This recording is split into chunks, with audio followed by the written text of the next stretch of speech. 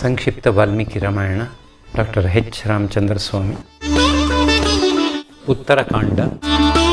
ರಾಮ ಪಟ್ಟಾಭಿಷೇಕದ ವರ್ತಮಾನವನ್ನು ಕೇಳಿದ ಅನೇಕ ಋಷಿಗಳು 4 ದಿಕ್ಕುಗಳಿಂದಲೂ ಅವನನ್ನು ಅಭಿನಂದಿಸುವುದಕ್ಕಾಗಿ ಅಯೋಧ್ಯೆಗೆ ಧಾವಿಸಿ ಬಂದರು. ವೇದಾಂಗ ಪಾರಂಗತರೂ ಸಕಲ ಶಾಸ್ತ್ರವಿದರೂ ತಮ್ಮ ತಪಸ್ಸಿನಿಂದಾಗಿ ಅಗ್ನಿಯಂತೆ ಬೆಳಗುತ್ತಿರುವವರೂ ಆದ ಆ ಋಷಿಗಳು ಅಯೋಧ್ಯೆಯ ಅರಮನೆಯ ಮಹಾದ್ವಾರದ ಬಳಿಗೆ ಬಂದು ದ್ವಾರಪಾಲಕನ ಮೂಲಕ ತಾವು ಬಂದಿರುವುವು ಎಂದು ಹೇಳಿ ಕಳುಹಿಸಿದರು. ಅವನು ಅಂತೆಯೇ ರಾಮನಿಗೆ ನಿವೇದಿಸಲು ಅವನು ಒಳ್ಳೆಯದು, ಅವರನ್ನು ಹಾರ್ದಿಕವಾಗಿ ಸ್ವಾಗತಿಸಿ ಕರೆದುಕೊಂಡು ಬಾ ಎಂದನು.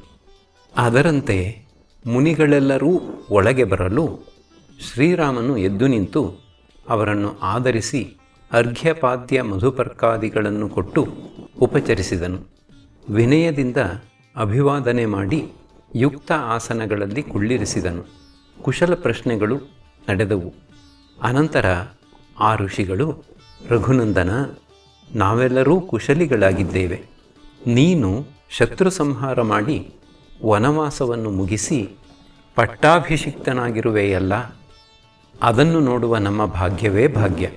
ಅಪಹೃತಳಾದ ಪತ್ನಿಯನ್ನು ಪುನಃ ಪಡೆದು ಲಕ್ಷ್ಮಣ ಸಮೇತನಾಗಿ ಹಿಂದಿರುಗಿ ಬಂದಿರುವೆಯಲ್ಲ, ಅದು ನಮ್ಮೆಲ್ಲರ ಭಾಗ್ಯ. ತಾಯಿ ತಮ್ಮಂದಿರೊಂದಿಗೆ ನೀನು ಸುಖವಾಗಿರುವುದನ್ನು ಕಾಣುತ್ತಿದ್ದೇವಲ್ಲ, ಇದು ನಮ್ಮ ಪುಣ್ಯ. ರಾಘವ, ಯುದ್ಧದಲ್ಲಿ ನೀನು ಮಹಾಬಲಶಾಲಿಯಾದ ರಾವಣನನ್ನು ವಧಿಸಿದುದೇನೂ ದೊಡ್ಡದಲ್ಲ. ಆದರೆ ಅವನ ಮಗನಾದ ಇಂದ್ರಜಿತ್ತು ದ್ವಂದ್ವ ಯುದ್ಧದಲ್ಲಿ ಹತನಾದದ್ದು ಮಾತ್ರ ದೊಡ್ಡ ವಿಷಯ. ಇಂದ್ರಜಿತುವಿನ ವಧೆಯಾಯಿತೆಂದು ಕೇಳಿ ಸಂತುಷ್ಟರಾದ ನಾವೆಲ್ಲರೂ ನಿನ್ನನ್ನು ಅಭಿನಂದಿಸುತ್ತಿದ್ದೇವೆ. ಮಹಾಮಾಯಾವಿಯೂ ವಾಮಾಚಾರಿಯೂ ಆದ ಅವನು ಸತ್ತನೆಂದು ಕೇಳಿ ನಾವೆಲ್ಲ ಬೆಕ್ಕಸ ಬೆರಗಾಗಿದ್ದೇವೆ. ಸಮಸ್ತ ರಾಕ್ಷಸರ ವಧೆ ಮಾಡಿ ಸಜ್ಜನರಿಗೆ ಅಭಯದಾನವನ್ನಿತ್ತಿರುವ ನಿನಗೆ ಹೇಗೆ ಕೃತಜ್ಞತೆ ಹೇಳಬೇಕೋ ತಿಳಿಯದಾಗಿದೆ ಎಂದರು.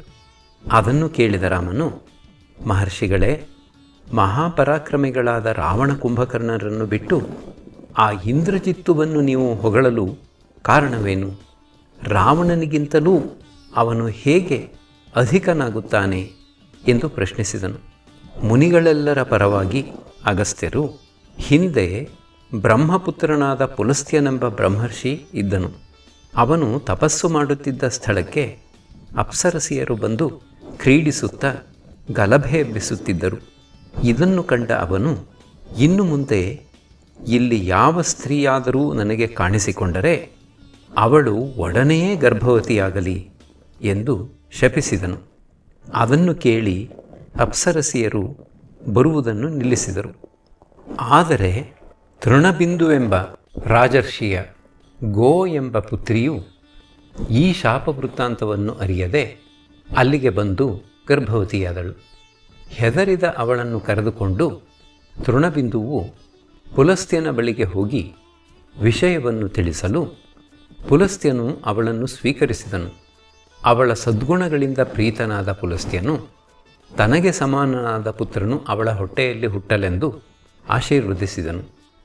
ವೇದವು ವಿಶ್ರುತವಾಗುತ್ತಿರುವಾಗ ಸಂಜಾತವಾದ ಆ ಮಗುವಿಗೆ ವಿಶ್ರವಸ್ ಎಂದು ನಾಮಕರಣವಾಯಿತು.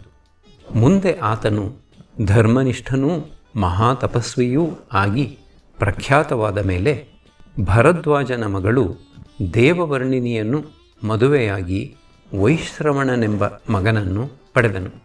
ಇವನೂ ಉಗ್ರವಾದ ತಪಸ್ಸನ್ನಾಚರಿಸಿ ಬ್ರಹ್ಮದೇವರಿಂದ ವರವನ್ನು ಪಡೆದು ಇಂದ್ರ, ಯಮ, ವರುಣ ಈ ಮೂವರೊಂದಿಗೆ 4ನೆಯ ಲೋಕಪಾಲನೆನಿಸಿಕೊಂಡು ಸಮಸ್ತ ನಿಧಿಗಳಿಗೂ ಒಡೆಯನಾದನು.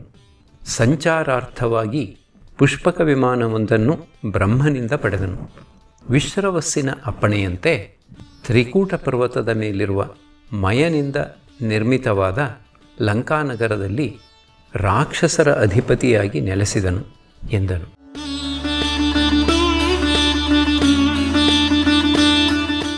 ಅಗಸ್ತ್ಯರು ಹೇಳಿದುದನ್ನು ಕೇಳಿ ರಾಮನು ಆಶ್ಚರ್ಯದಿಂದ, ಭಗವನ್, ಪುಲಸ್ತ್ಯನಿಗಿಂತಲೂ ಹಿಂದೆ ರಾಕ್ಷಸರಿದ್ದರೆ ಇದ್ದರೆ ಅವರು ಹೇಗಿದ್ದರು ಎಂದು ಪ್ರಶ್ನಿಸಲು ಅಗಸ್ತ್ಯರು ನಕ್ಕು, ರಾಘವ, ಪರಮಾತ್ಮನು ಆದಿಯಲ್ಲಿ ಜಲವನ್ನು ಸೃಷ್ಟಿಸಿ ಅದರಲ್ಲಿಯೇ ತಾನು ಕಾಣಿಸಿಕೊಂಡು ಬ್ರಹ್ಮದೇವನೆನಿಸಿಕೊಂಡನು.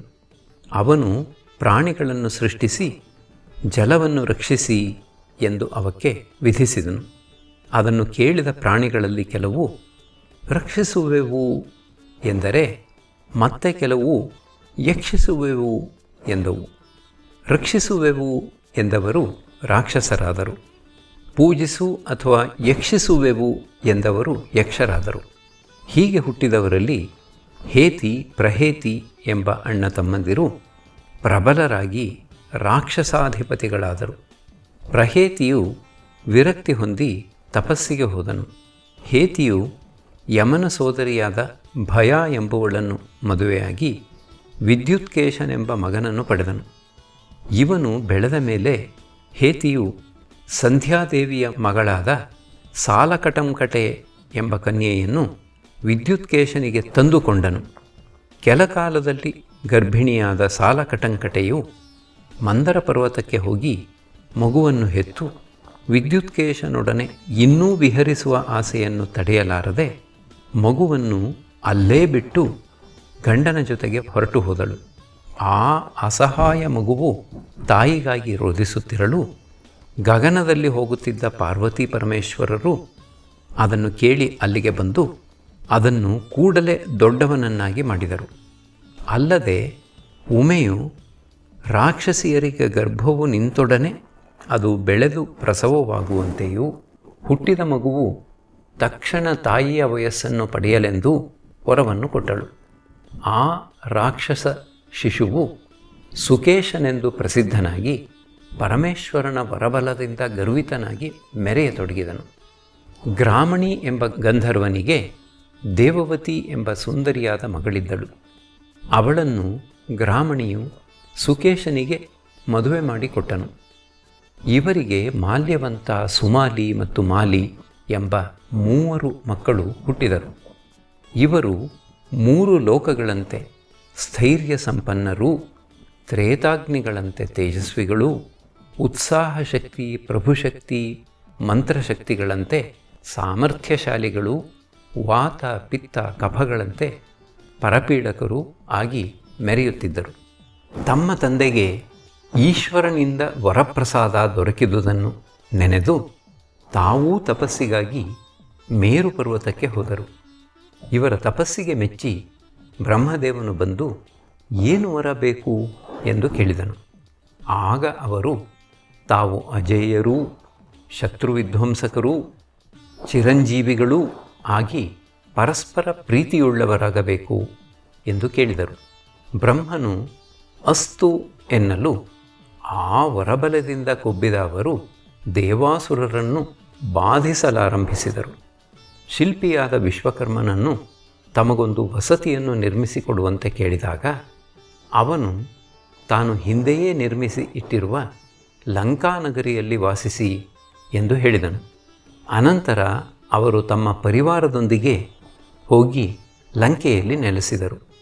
ನರ್ಮದೆ ಎಂಬ ಗಂಧರ್ವ ಸ್ತ್ರೀಯ 3 ಹೆಣ್ಣು ಮಕ್ಕಳನ್ನು ಕ್ರಮವಾಗಿ ಮದುವೆಯಾದರು. ಮಾಲ್ಯವಂತನ ಸುಂದರಿ ಎಂಬ ಪತ್ನಿಯಲ್ಲಿ ವಜ್ರಮುಷ್ಟಿ, ವಿರೂಪಾಕ್ಷ, ದುರ್ಮುಖ, ಸುಪ್ತಘ್ನ, ಯಜ್ಞಕೋಪ ಮತ್ತು ಉನ್ಮತ್ತ ಎಂಬ ಪುತ್ರರು, ಅನಲೆ ಎಂಬ ಪುತ್ರಿಯೂ ಜನಿಸಿದರು. ಸುಮಾಲಿಯ ಪತ್ನಿ ಕೇತುಮತಿಗೆ ಪ್ರಹಸ್ತ, ಅಕಂಪನ, ವಿಕಟ, ಕಾಲಕಾರ್ಮುಕ, ಧೂಮ್ರಾಕ್ಷ, ದಂಡ, ಸುಪಾರ್ಶ್ವ, ಸಂಭ್ರಾದಿ, ಪ್ರಘಸ, ಭಾಸಕರ್ಣ ಎಂಬ ಪುತ್ರರು, ರಾಕ, ಪುಷ್ಪೋತ್ಕಟ, ಕೈಕಸಿ, ಕುಂಭೀನಸಿ ಎಂಬ ಪುತ್ರಿಯರೂ ಹುಟ್ಟಿದರು. ಮಾಲಿಯ ಪತ್ನಿ ವಸುಧೆಗೆ ಅನಿಲ, ಅನಲ, ಹರ, ಸಂಪಾತಿ ಎಂಬ ಗಂಡು ಮಕ್ಕಳಾದರು. ಈ 4 ಮುಂದೆ ವಿಭೀಷಣನ ಮಂತ್ರಿಗಳಾದರು. ಹೀಗೆ ಬ್ರಹ್ಮನ ವರಬಲದಿಂದ ಬೆಳೆದ ಈ ರಾಕ್ಷಸರ ಗುಂಪು ಬಲ ದರ್ಪಗಳಿಂದ ಸೊಕ್ಕಿ ದೇವಾಸುರರನ್ನೂ ಯಜ್ಞಾದಿ ಕರ್ಮಗಳಿಗೆ ವಿಘ್ನವನ್ನು ಒಡ್ಡುವ ಮೂಲಕ ಋಷಿಗಳನ್ನೂ ಪೀಡಿಸತೊಡಗಿದರು.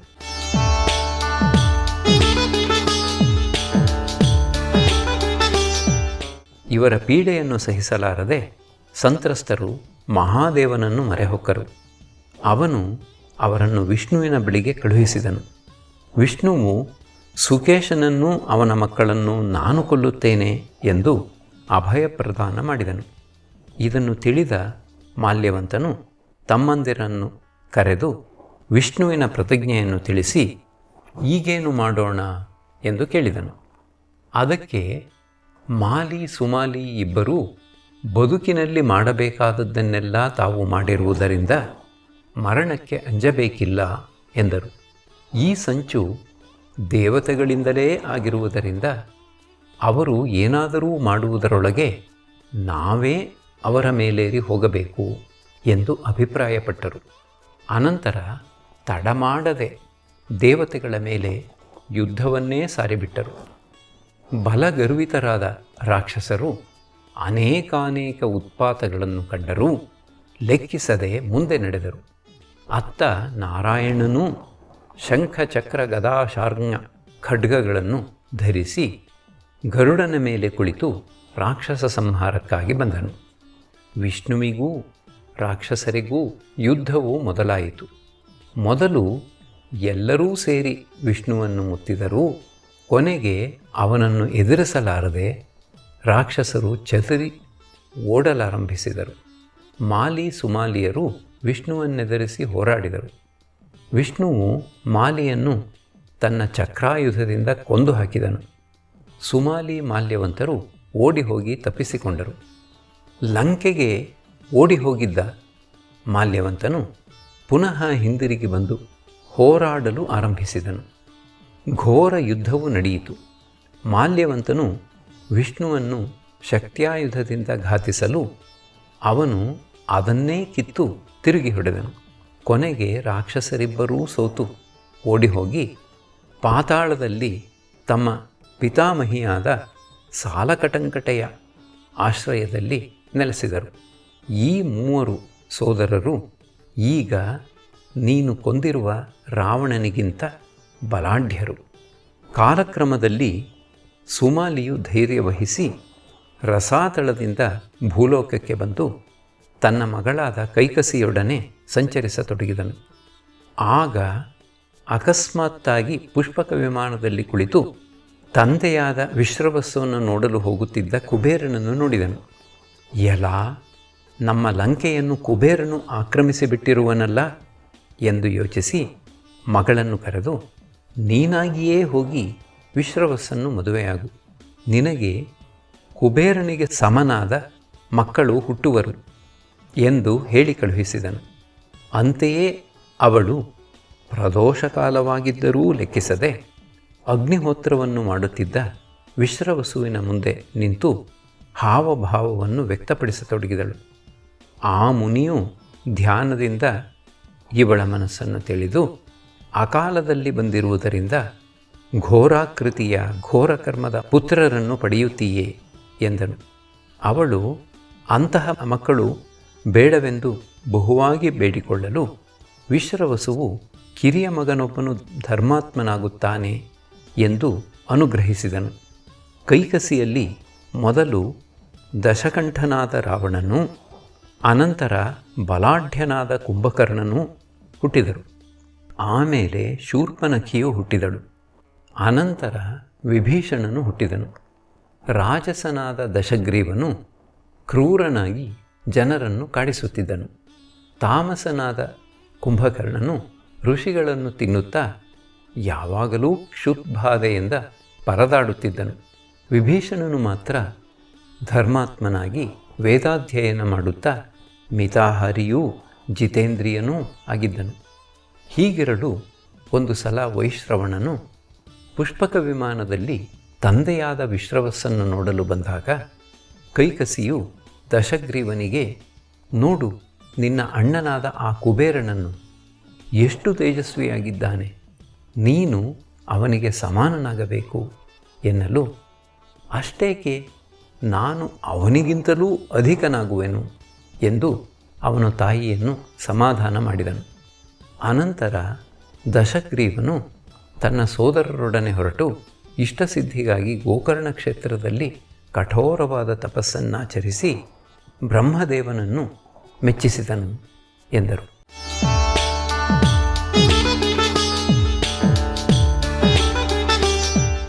ರಾಮನು ಅಗಸ್ತ್ಯನನ್ನು ಕುರಿತು, ಮಹರ್ಷಿ, ದಶಗ್ರೀವಾದಿಗಳು ತಪಸ್ಸು ಮಾಡಿದ ಬಗೆಯಂತೂ ಎಂದು ಪ್ರಶ್ನಿಸಲು ಅವರು, ರಾಘವ, ಅವರ ತಪೋವಿಧಾನಗಳು ಭಿನ್ನವಾದವುಗಳು.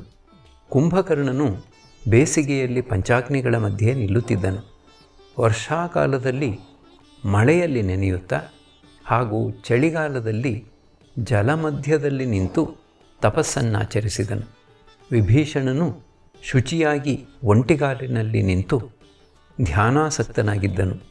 ದಶಗ್ರೀವನು ನಿರಾಹಾರನಾಗಿದ್ದುಕೊಂಡೇ ತಪಸ್ಸು ಮಾಡುತ್ತಾ 1000 ವರ್ಷಗಳಿಗೊಮ್ಮೆ ತನ್ನ ಒಂದೊಂದು ತಲೆಯನ್ನು ಕತ್ತರಿಸಿ ಹೋಮ ಮಾಡುತ್ತಾ ಬಂದನು. 10ನೆಯ ತಲೆಯನ್ನೂ ಹೋಮ ಮಾಡಲು ಉದ್ಯುಕ್ತನಾಗಲು ಬ್ರಹ್ಮನು ಪ್ರತ್ಯಕ್ಷನಾಗಿ ಏನು ವರ ಬೇಕು ಎಂದು ಕೇಳಿದನು. ಆಗ ದಶಗ್ರೀವನು ತಾನು ಅಮರನಾಗಬೇಕು ಎನ್ನಲು ಬ್ರಹ್ಮನು, ಅದಾಗದು, ಬೇರೆ ವರವನ್ನು ಕೇಳು ಎಂದನು. ಆಗ ಅವನು ಗರುಡ ನಾಗ ಯಕ್ಷರಿಂದಲೂ ದೈತ್ಯದಾನವ ರಾಕ್ಷಸರಿಂದಲೂ ದೇವತೆಗಳಿಂದಲೂ ನನಗೆ ಮರಣವಾಗದಿರಲಿ ಎಂದು ಪ್ರಾರ್ಥಿಸಿದನು. ಬ್ರಹ್ಮದೇವನು ಹಾಗೆಯೇ ಆಗಲಿ ಎಂದು ಹೋಮ ಮಾಡಿದ 9 ತಲೆಗಳೂ ಪುನಃ ಹುಟ್ಟಲಿ ಎಂದು ಅನುಗ್ರಹಿಸಿದನು. ಅನಂತರ ಬ್ರಹ್ಮನು ವಿಭೀಷಣನನ್ನು ಏನು ವರ ಬೇಕು ಎಂದು ಕೇಳಲು ಅವನು, ಧರ್ಮದಲ್ಲಿ ನನ್ನ ಬುದ್ಧಿ ಸ್ಥಿರವಾಗಿರಲಿ, ಬ್ರಹ್ಮಾಸ್ತ್ರ ಮಂತ್ರವು ಅನುಪದಿಷ್ಟವಾದರೂ ನನಗೆ ಸ್ಫುರಿಸಲಿ, ನಾನು ಬ್ರಹ್ಮಚರ್ಯಾದಿ ಯಾವ ಆಶ್ರಮದಲ್ಲಿದ್ದರೂ ಆ ಆಶ್ರಮ ಧರ್ಮವನ್ನು ನಾನು ನಿಷ್ಠೆಯಿಂದ ಪಾಲಿಸುವಂತಾಗಲಿ ಎಂದು ಕೇಳಿದನು. ಬ್ರಹ್ಮನಿಗೆ ಪರಮಾನಂದವಾಯಿತು. ಅವನು ರಾಕ್ಷಸನಾದರೂ ಧರ್ಮಿಷ್ಠನಾದ ವಿಭೀಷಣನಿಗೆ ಚಿರಂಜೀವಿತ್ವವನ್ನು ಅನುಗ್ರಹಿಸಿದನು. ಕೊನೆಯದಾಗಿ ಬ್ರಹ್ಮದೇವನು ಕುಂಭಕರ್ಣನಿದ್ದಲ್ಲಿಗೆ ಹೋದನು. ಆಗ ಸಕಲ ದೇವತೆಗಳೂ ಪ್ರಜಾಭಕ್ಷಕನಾದ ಅವನಿಗೆ ಯಾವ ವರವನ್ನೂ ಕೊಡಬಾರದೆಂದು ವರದ ನೆಪದಲ್ಲಿ ಅವನಿಗೆ ಮೊಬ್ಬು ಕವಿಯುವಂತೆ ಮಾಡಬೇಕೆಂದು ಬ್ರಹ್ಮನನ್ನು ಪ್ರಾರ್ಥಿಸಿದರು. ಆಗ ಬ್ರಹ್ಮನು ಸರಸ್ವತಿಯನ್ನು ಕರೆದು ಕುಂಭಕರ್ಣನ ನಾಲಿಗೆಯಲ್ಲಿ ಕುಳಿತು ದೇವತೆಗಳ ಇಷ್ಟದಂತೆ ನುಡಿಸು ಎಂದು ಹೇಳಿದನು. ಅನಂತರ ಕುಂಭಕರ್ಣನನ್ನು ನಿನಗೇನು ಬೇಕು ಎನ್ನಲು ಅವನು, ನನಗೆ ಬಹುಕಾಲ ನಿದ್ರಿಸುತ್ತಿರುವುದು ಇಷ್ಟ ಎಂದು ಕೇಳಿಕೊಂಡನು. ಬ್ರಹ್ಮನೂ ಸರಸ್ವತಿಯೂ ಹೊರಟು ಹೋದ ಮೇಲೆ ವಿವೇಕೋದಯವಾಗಿ ಅವನು, ಎಲಾ ಇದೇನು, ನಾನು ಹೀಗೆ ಕೇಳಿದನೆ, ಓಹೋ, ದೇವತೆಗಳೇ ನನಗೆ ವ್ಯಾಮೋಹವನ್ನುಂಟು ಮಾಡಿದರು ಎಂದು ಚಿಂತಿಸಿದನು. ಹೀಗೆ 3 ಸೋದರರೂ ವರಗಳನ್ನು ಪಡೆದು ತಂದೆಯಾದ ವಿಶ್ರವಸ್ಸಿನ ಆಶ್ರಮಕ್ಕೆ ಹಿಂದಿರುಗಿದರು.